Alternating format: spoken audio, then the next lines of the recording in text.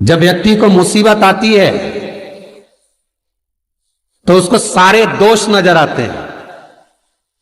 जरा पंडित जी देखना, मुझे पितृदोष है। क्यों? बहुत तकलीफ में है, बहुत कष्ट में है, बहुत दुखी है, बहुत तकलीफ में, बहुत कष्ट में, बहुत दुखी है। देखिए जरा, पितृदोष है। पंडित जी बोलेंगे पितृदोष तो नहीं है। वास्तुशास्त्री के पास पहुंच गए महाराज, और वास्तुशास्त्री के पास जाकर कहा, जरा देखिए हम बड़े तकलीफ में, बड़े दुखी हैं, क्या वास्तु दोष है हमारे घर में? क्या हमारे घर में वास्तु दोष है क्या? देखिए जरा। तो फिर वास्तुशास्त्री ने कहा, घर में भी कोई वास्तु दोष नहीं है। तो फिर इतना दुख काहे से है, इतनी तकलीफ काहे से? आप जो परमात्मा का भजन करोगे, कीर्तन करोगे, नाम जाप करोगे, स्मरण करोगे, कर्म अच्छा करोगे तो ही तो ठीक होगा।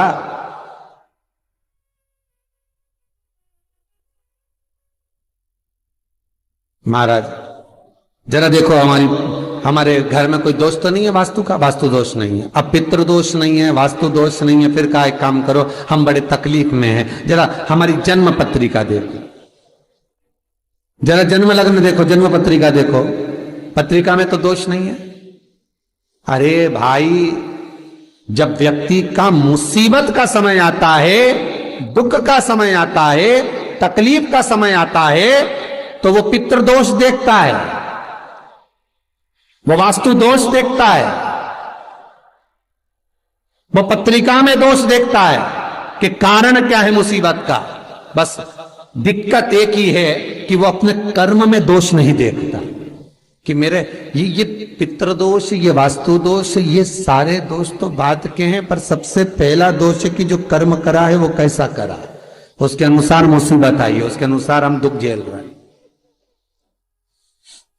बार बार कहा जाता है, मत बुरे कर्म कर बंदे वरना पछताएगा, भगवान की आंखों से तू बच नहीं पाएगा, तू बच नहीं पाएगा। हम दोष देख रहे हैं, हमने पितृदोष दिखवाया, हमने वास्तु दोष दिखवाया, हमने पत्रिका में दोष दिखवाया। मेरा एक निवेदन करबद्ध है, जब आपके ऊपर मुसीबत जब आई है, दुख जब आया है, तो अपने पूर्व के किए हुए कर्म का भी दोष निकालो कि क्या कर कर आए।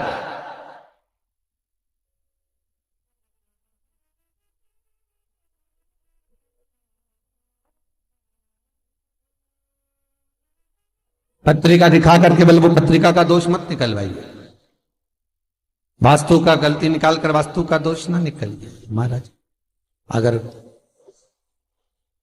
पितरों का भाव निकालकर पितरों का दोष ना निकालिए, पर एक दोष अपने भीतर भी है, वो कर्म का दोष है। कुछ अच्छा करा होगा तो भगवान आपके जीवन में थोड़ा तो सुख लिख ही देगा, थोड़ा सुख तो लिखेगा। और यदि बेकार कर्म किया है तो कहीं ना कहीं दुख तो उसने लिखा है कर्म का। मत बुरे कर्म कर बंदे वरना पछताएगा, भगवान की आंखों से तू बच नहीं पाएगा, तू बच नहीं पाएगा। अरे ओ अज्ञानी मत करना दानी।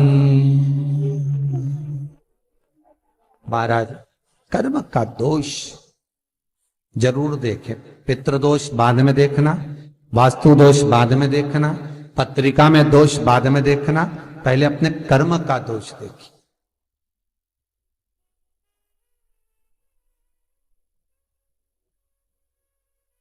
फिर निवेदन करेंगे, बार बार कहते हैं कि भगवान की भक्ति में डूबो, शिव का स्मरण करो, भगवान का स्मरण करो, राम का, कृष्ण का, तुम्हारी मर्जी पड़े उसका स्मरण करो, पर करो क्यों? क्योंकि दुख, तकलीफ, कष्ट पत्रिका दिखाने से नहीं कटेगा, मकान के दरवाजे बदलने से, वॉशरूम बदलने से, पाइप बदलने से नहीं बदलेगा। दुख तकलीफ तुम 50 बार वास्तु को भी बदल कर देख लेना, फिर भी दुख और तकलीफ, कष्ट नहीं, ये कष्ट समाप्त नहीं होगा, दुख और तकलीफ समाप्त नहीं होगा। किसी से तुमने बेवकूफ बनाकर, मूर्ख बनाकर, किसी को व्यापार में, व्यवसाय में, कोई काम में किसी को मूर्ख बनाकर, बेवकूफ बनाकर, सीधा था समझ नहीं पाया, उससे तुमने 10,000, 20,000, 1 लाख, 2 लाख, 5 लाख, 10 लाख तुमने ले तो लिए और खुश भी हो गए कि मैंने उससे ले लिए। अब वो मेरा क्या बिगाड़ लेगा? आए लेने के लिए, भला क्या बिगाड़ लेगा? और वो आया, उसने कहा भैया तुमने मेरे पैसे ले रखे हैं, दे दो ना। भैया उस समय पर जब मेरे पास था मैंने आपको दे दिया था, अब आपका काम हो गया ना, दे दो। अब आपके पास में पूंजी आ गई ना, दे दो।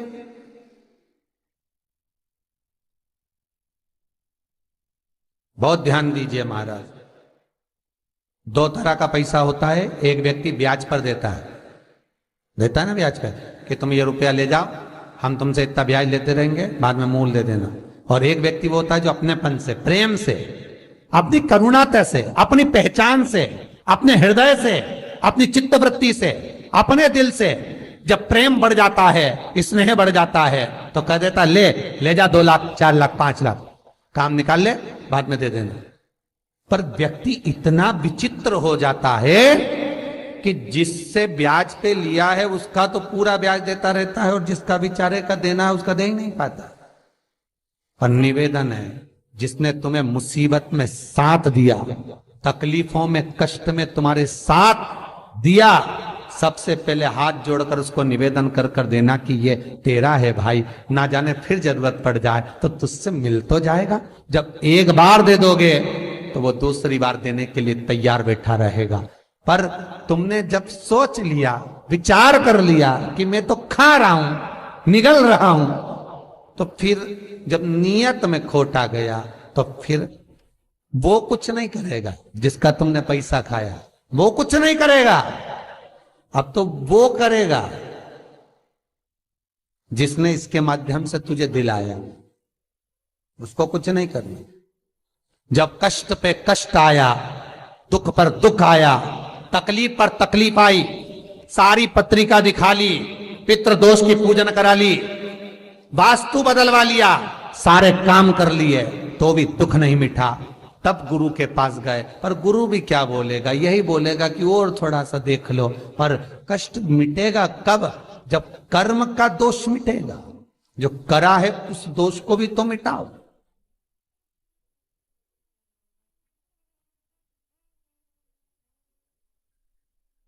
विचार करना, पांडवों पर कितनी कितनी तकलीफ आई, कितनी तकलीफ आई पांडवों पर।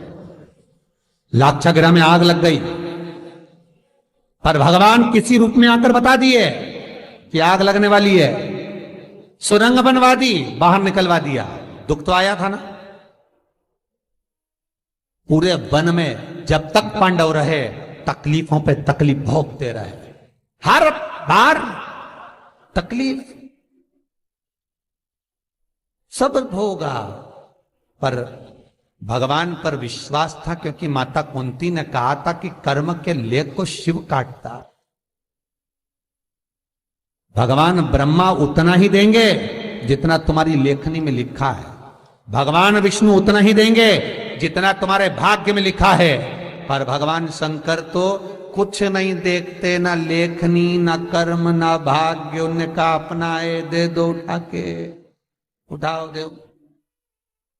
क्या सोचना, क्या विचारना, क्या करना, दे। फिर नहीं सोचा, फिर नहीं विचारा, वो तो केवल